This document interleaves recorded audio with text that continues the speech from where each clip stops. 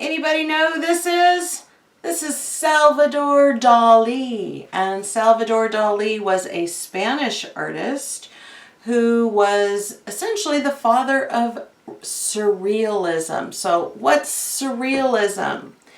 Surrealism comes from the French word surreal. And surreal means to paint something or to be in a dream. And Salvador Dali, I'm taking this mustache off. Salvador Dali painted as though he was in a dream, or his paintings looked like they were things that you would see in a dream. And he experimented with a lot of different ideas. He also experimented with Cubism a little bit and became somewhat famous within his community for Cubism actually in the beginning, because nobody in Spain where he lived was doing Cubism. Nobody had seen it before, so it was unique. And he was inspired by Pablo Picasso, which we've talked about before in class, and Joan Miró. Both of them were Spanish artists as well. And they were both, Picasso was a cubist, and Miró was his own form of a surrealist. And surrealists come in a lot of different forms. We've talked about a couple of them. Miró, you met with me. But so he was very influenced by both of those people. In 1931, he painted probably his most famous painting, and it was called The Persistence of Memory. And he put in melting clocks. And everybody looked at it and went, why melting clocks? I don't understand. But what he was talking about was that time is kind of fluid, and I think we appreciate that now today, because I don't know about you, but it seems like even though we're sheltering in place, it seems like time is somehow going by fairly quickly. At least for me it is. Now for some of you, maybe it has slowed down considerably because you don't have as much to do. And that's true of some days for me as well. But we're still, I can't believe that we're already in May. So that's time. So that is his, that was the beginning of his surrealist adventure. He did a lot of other paintings that were different. He has his elephants that were very famous, and his animals all kind of took on a different characteristic. One of his animals had very, very spindly or spider-like legs, which we wouldn't find in real life, would we? Because animals are big animals, or elephants are big animals, and they need big sturdy legs to hold them up. So in reality that couldn't happen. And so but it might be something that you would find in a dream. One of my favorite paintings of his were the butterfly sails, the ship that had the butterfly sails. And he also did a number of different things. He was also a great experimenter, and he liked playing around with lots of different supplies. He would fill balloons, or even bullets actually, with paint, or like a soft bullet, almost like he would build his own kind of like a airsoft type thing where they kind of explode, and he would throw them at the canvas or throw them at the paper and have them explode. And then he would figure out what he was going to do with it and try to make something out of it. He illustrated books. He did a movie with, or helped Alfred Hitchcock with one of his movies. It was, let's see, Alfred Hitchcock movie, let's see, Spellbound was the name of the movie. And he helped animate a Disney film that didn't end up getting produced until way later. Destino was the name of the Disney film. He sculpted, he designed clothes. Some of the books that he illustrated, one of them was Alice in Wonderland, his own version of Alice in Wonderland, which I think is kind of interesting because Alice in Wonderland was actually the first piece of surrealist literature there was. And a lot of people argue that Alice in Wonderland was the beginning of surrealism. Lewis Carroll wrote this book, Alice in Wonderland, if I'm remembering right, and I'm going to put it down on the bottom here, but in the 1920s, Alice in Wonderland was written. And it's all about Alice and her dreams, right? And she goes down through the rabbit hole. She meets all these characters, these animals that are characters. And the whole thing is her dreaming. And if you're not familiar with Alice in Wonderland, that would be a good thing to read for you. I love the book and have always loved the book because it's so different. There's a queen in there the queen that comes out of the card, the playing cards, the Queen of Hearts, and it's off with their heads. And so read that book if you have a chance. But it is a form of surrealism. So back to Dali. He was an eccentric, as you can probably imagine by looking at the pictures that I've shown you. He always had that big mustache that he used to curl or have upright. It was always very long and waxed. And he liked to do things that shocked people. He liked to make attention to himself or bring attention to himself. He had a pet anteater. And I have a picture of that, of him walking his anteater in New York City. He loved pranks. He loved to have people stop and think about why. And maybe it was just because it was funny. And there never had to be a why. For instance, one time he was driving from Spain to Paris, and he was going to deliver a lecture there on what he was doing. So he decided he was going to roll in with great fanfare and get all kinds of attention to what he was doing. So he packed a Rolls Royce, which is a very expensive car, and he packed it full of cauliflower. Never gave a real reason why it was cauliflower, but probably because cauliflower is a little different too. And he packed the whole car with cauliflower, and he drove from Spain to Paris with a car full of cauliflower. When he got out, there was lots of stories about how when he got out of the car, there was cauliflower falling everywhere. And that was just kind of Salvador Dali. Another prank he did was that he decided to give a lecture in a scuba suit, like a deep diving scuba suit. One of those heavy metal ones where you have the big thing, your head is encased in metal, but the problem was that the scuba suit, and he didn't realize this at the time, was soundproof. So nobody could hear what he was saying. And then to make matters worse, he started suffocating in it because there was no air going in. Because of course a scuba suit has oxygen that gets pumped into the actual suit, and he wasn't doing that. And it was all locked down around his neck, and he was yelling and he was going crazy, and everybody was laughing at him because they thought it was a great big joke. Well, it turned out he was running out of air, and he passed out and landed on the floor. And finally somebody said, "Oh my gosh, something's wrong," and they undid him from the scuba suit. That was a near miss fail. And he had a telephone that he made out of like a lobster on the top in one of his sculptures, and he he made all kinds of strange things. So he was a little different of a guy, but he had some interesting thoughts in his art, and certainly his paintings and his illustrations make you stop and think about what was going on in his head, and that he was thinking a little differently. And many of them were very dreamlike.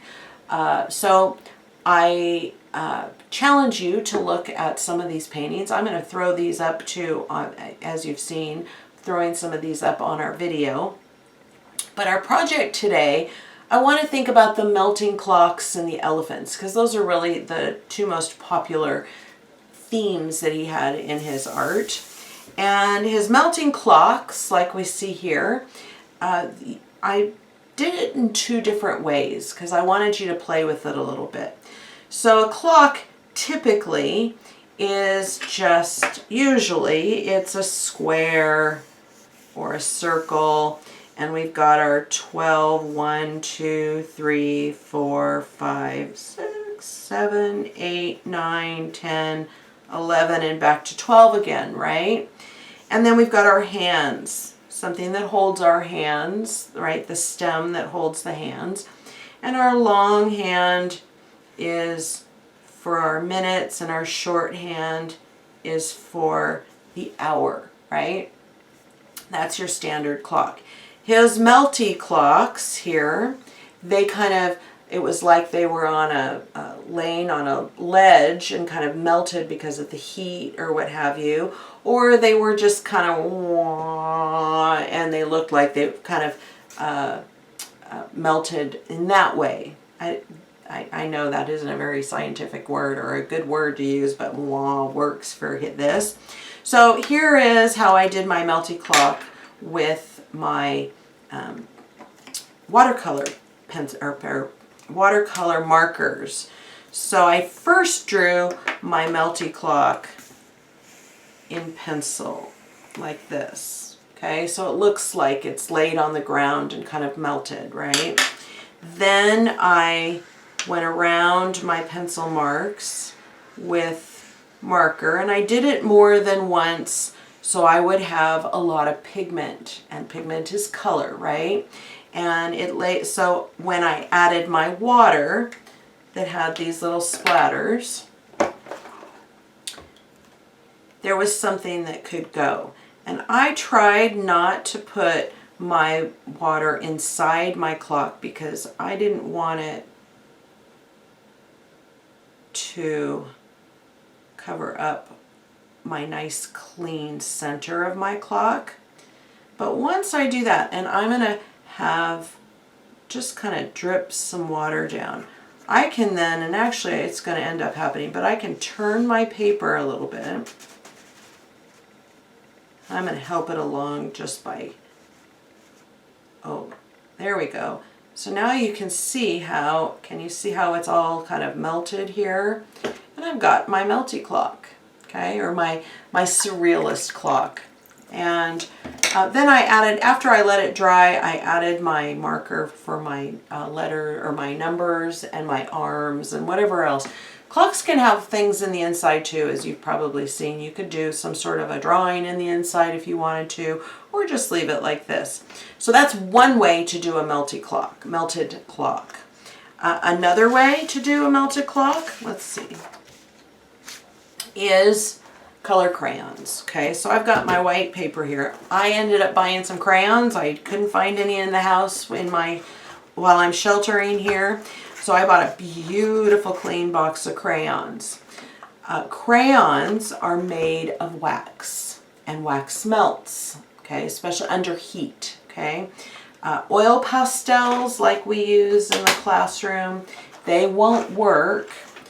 They're made of, they do melt a little bit or they rub out, but a little differently and not in a way I don't think that would work very well here for our melted clocks, because they're the color themselves are binded with oil, okay, not with wax.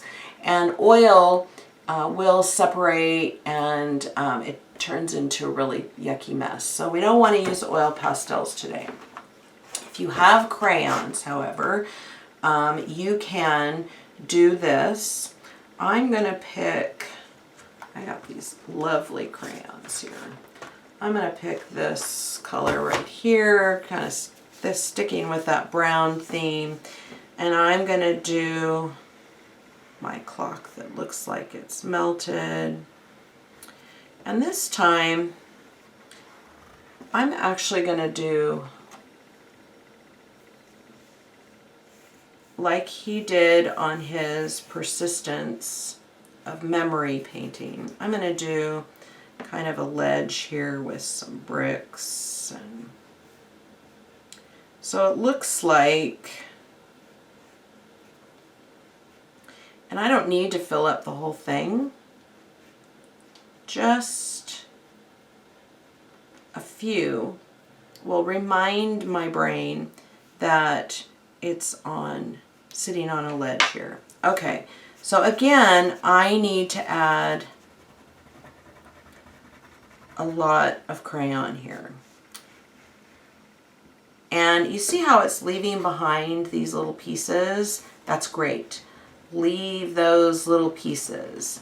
And I'm rubbing really hard. And I'm not doing it from the side, but you could, I suppose, if you wanted to, because normally we're worried about it snapping, right, or breaking off. Well, today what I'm going to tell you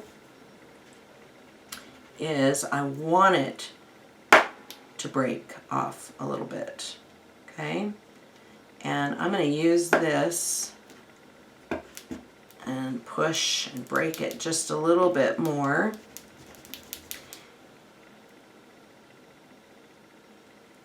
And I'm going to go ahead and take my crayon and I'm going to do my letters, just 12, 1, 2, 3, 4, 5, 6, 7, 8, 9, 10, 11, and I've got my stem that holds my hands. And now I haven't removed all of the leftover crayon that kind of shed. So I've got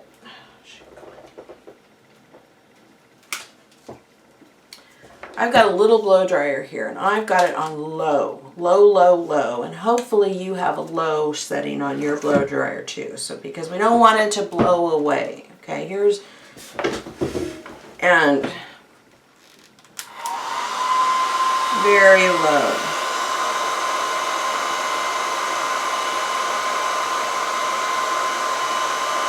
And it's slowly gonna start melting my crayon. This guy keeps running away. I'm gonna push him into my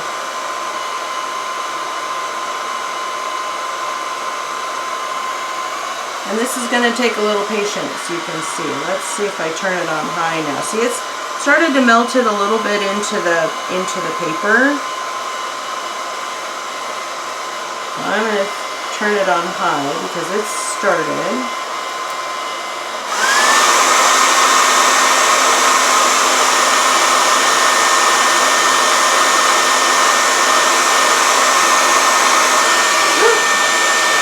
Well, you can see it's melting. Come on.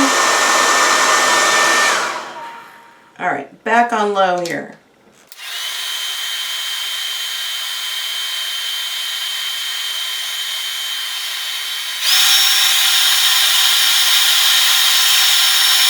You can see my little piece here. Oh, look, there it goes. There it goes. And I'm going to kind of maneuver it around a little bit.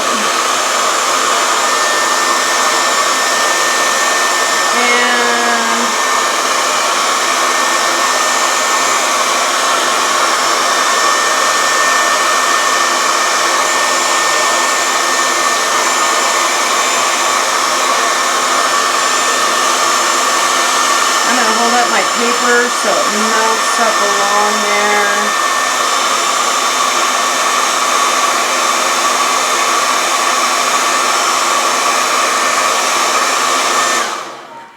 And voila, I have a melted clock using my blow dryer and some crayon. Now don't touch this because it's going to be hot until it cools. You want to just put it off to the side. And now that I'm seeing my 6 in there, you may want to wait until after it cools to put the face on your clock too. Okay, so that's our clock. Now you can see this takes some time and patience, and for those of you that are younger, I would encourage you please to talk to your parents and ask them to help you with this, because a blow dryer is a tool and it can be a little bit of a dangerous tool if not used correctly. So if you don't have anybody to help you, we've always got our clocks that are melted with our water and and actually you could use paint too. So, and our markers, excuse me. So, quickly,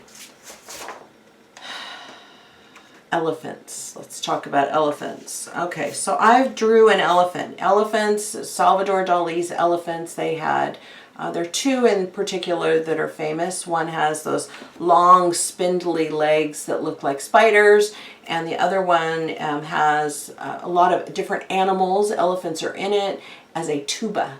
And the other animals have all the musical instruments. Their heads and are the other musical instruments, and that's another actual favorite of mine too. But let's focus on elephants. So the elephants, to draw an elephant, you want to start with the body, and you can see that that's an oval, isn't it? Okay, so draw your oval and make it, we always talk about how make it as big as your fist. You can see it's about as big as my fist here. Elephants need tails.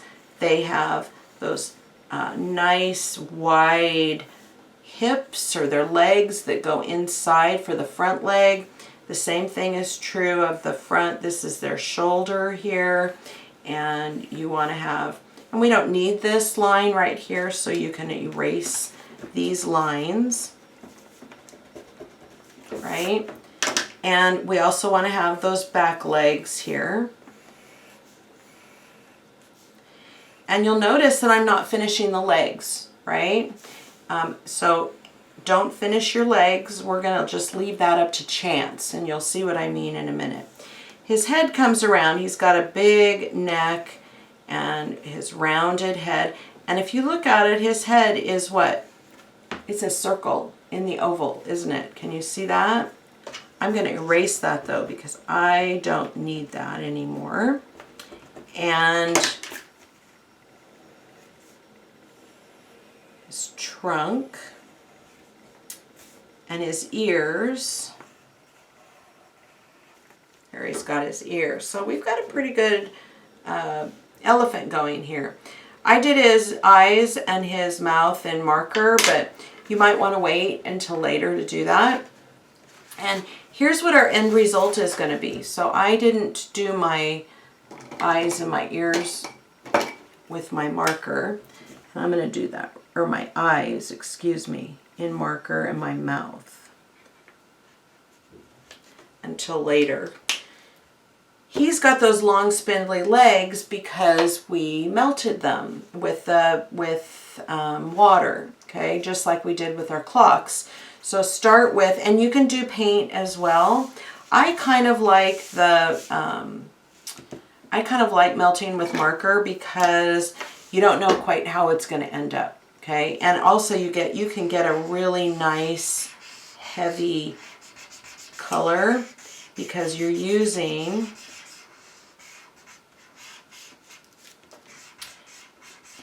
heavy marker. Notice that the direction I'm putting my color to with my markers is the same way that their body grows, and also the same way the wrinkles are around the body of an elephant. If you look up how an elephant looks in real life, you'll see that. And I'm going to add just some around the mouth here. Now I like more than one color, so you could do a little bit of black, and actually I'm going to do that, a little bit of black. Well, we've got black around his mouth because I already did this, which was kind of a mistake, but I'm going to add a little black around his ears, and maybe do some black like this. And I'm going to add brown too. This guy has a little bit of brown to him, and I just think it makes him look a little more interesting. Maybe it's some dirt, but it's just more like highlights, and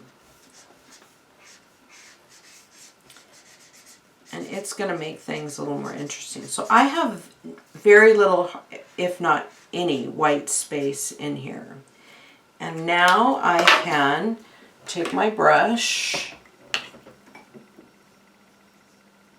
and do like we know to do and make our paint. And it doesn't look great now because I've got these funny brown lines, but eventually it will all melt into the paper and continue blending as it dries, hopefully.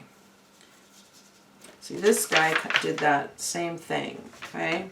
And as I'm adding my water, I am going to soak this. Usually our instinct when we paint is to not add very much water. And I'm actually, I should say too, I'm just using a really, none of this, and I should have said this earlier, none of this will work with a lightweight paper. You want to have kind of a nicer heavyweight paper if you can get it. Mine is, it's not copy paper, but it's, I don't know, some kind of leftover paper somebody had for their letterhead or whatever, for their business paper that I'm using. Okay, so I'm adding, and you can see I'm kind of leaving lots of soppy water here. Then I'm going to turn, very carefully take from the top, and I'm going to tip it like this. And those two are working great. I'm going to add some water here to the ends, water here, just with the tip of my brush. And it's going to take that paint, or the marker that's now turned into paint, and it's going to make my spindly legs. If I don't think it's enough paint, I can take, or if it's not deep enough, my legs. This one's really good because I had plenty of marker there. I can add. Adding marker doesn't work very well because typically the marker soaks up the paint, but or soaks up. There, it's better with the black. But you can see it's actually more like a kind of a gray blue. But your marker typically will absorb the water rather than giving out ink. So that doesn't always work very well, but with black this kind of seemed to work pretty good. So I'm going to add a little bit more. There, that worked. And I'm just letting it fall under the table because I can always fix it or wipe off on the table. So that's how you can make your elephants with the spindly legs. And that is Salvador Dali. So I gave you a lot of information, and I'm looking forward to seeing your elephants and your clocks. Please make sure if you use a blow dryer with crayon that you talk to your parents first about it, because it can get messy, and this is wax. So I'm going to show you that one last time. Here it is right here. If this gets on your clothes or what have you, it can, or even if you have it on a table or something, it'll turn into a mess. So make sure you're very careful about using that. But you can always use your markers or your paint and make your melted clocks. So until next time, I am very thankful that you guys are visiting me in this time, and I hope you're enjoying all of these, and I look forward to seeing you next time. Take care.